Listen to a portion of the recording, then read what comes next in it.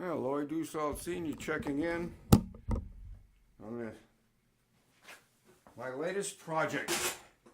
Went online and was looking out there, seeing what people were building, and quite a few folks have built router tables, and I thought, well, you know, I've got several routers and I do not have a router table, so I thought it would be a good project.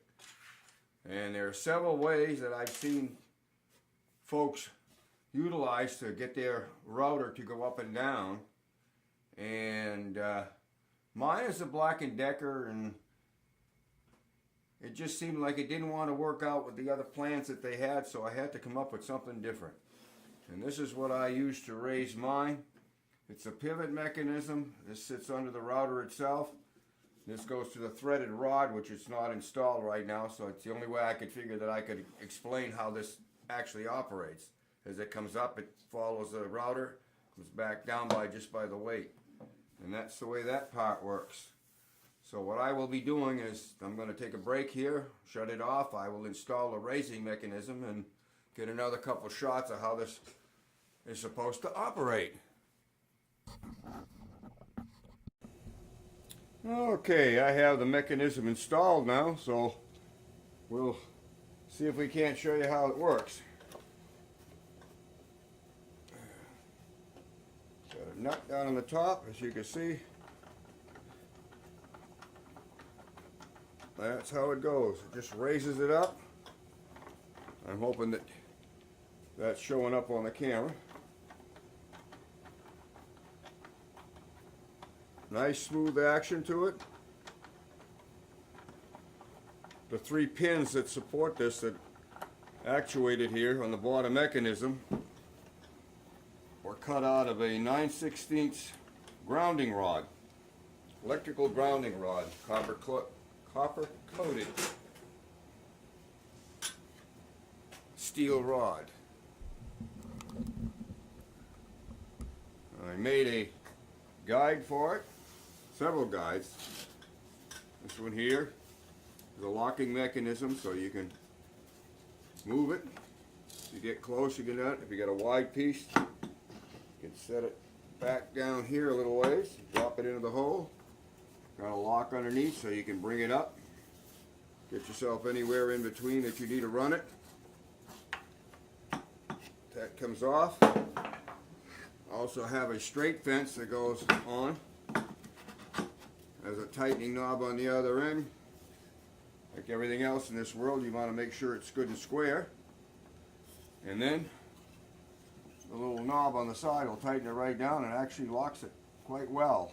I have put some guidelines on here at 90 degrees, so it's standard, and that's going to stay in there quite well. It's going to hold. I haven't got it tightened down very tight right now, but it works pretty good. Just friction, a friction knob on it, and I will show you. There's a lip on the back side, right here, that I put on it. And I'm going to make the bracket. I have a bracket at the edge of the table, which I'll try to get a view of right here. Right, this little item right here, it's screwed down now. What it'll end up being is I'm going to end up put some pins on here so I can remove this and store it with the item. And when I want to hang it on here, I'll just drop the pins in and set it on there. I will show how that works here in a minute when I can get my camera moved.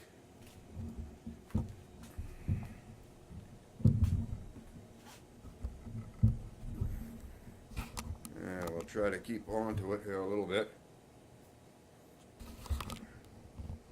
Oh, yeah, maybe.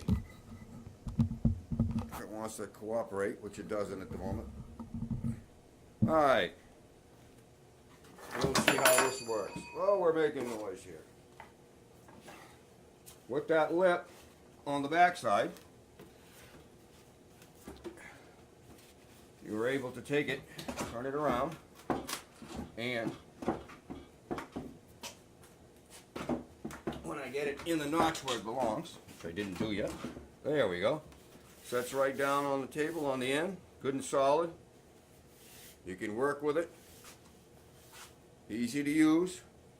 When you're done with it, just lift it off and put it wherever you're going to stow it. I don't have a table for it built, but I may do that. It's just as easy that I don't use it that often. That it can be set on the shelf out of the way, and when I need it, I'll just bring it up and set it up and give it a go. So that's what it is. I really haven't given it a good workout.